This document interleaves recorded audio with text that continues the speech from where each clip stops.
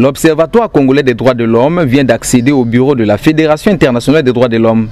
Cette bonne nouvelle a été annoncée le 16 décembre 2022 à Brazzaville au cours de la conférence de presse conjointement animée par l'OCDH et l'Association africaine des droits de l'homme AZADO de la République démocratique du Congo.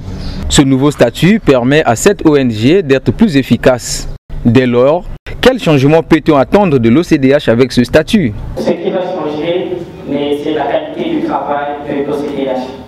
Notre travail sera désormais évalué aussi par ce grand réseau mondial pour que nous puissions être bien coudés et maintenir notre place que nous avons obtenue depuis 1997.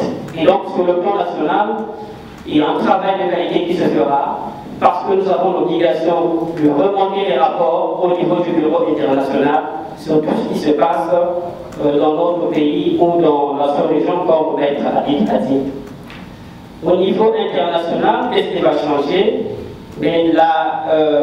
L'OCDH et la ZADO aujourd'hui sont comme les yeux de la FIDH. Et donc, ces deux organisations sont là pour observer et alerter l'opinion internationale en ce qui concerne les violations dans ces différents pays. Au cours de l'échange, le directeur exécutif de l'OCDH a en outre indiqué que le Congo est sous surveillance internationale. Ainsi, il explique le sens de cette surveillance. La surveillance internationale dont nous faisons allusion ici, c'est le fait que nous, les organisations de la société civile, qui œuvrons pour la bonne gouvernance, nous mettons la pression sur les autorités afin qu'ils aillent jusqu'au bout de la logique qu'ils ont déjà amorcée.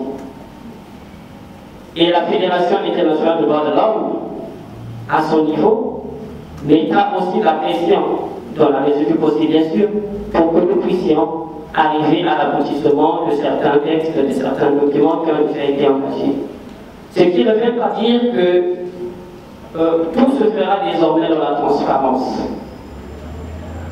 Je disais tout à l'heure que c'est un réseau, et nous qui sommes sur place, faisons le monitoring des cas de violation, dénonçons, mais parfois au niveau national, nous n'avons pas gain de cause et donc nous nous recourons au niveau international. La participation de ces deux ONG au Congrès mondial de la FIDH du 23 au 27 octobre 2022 en France a été fructueuse.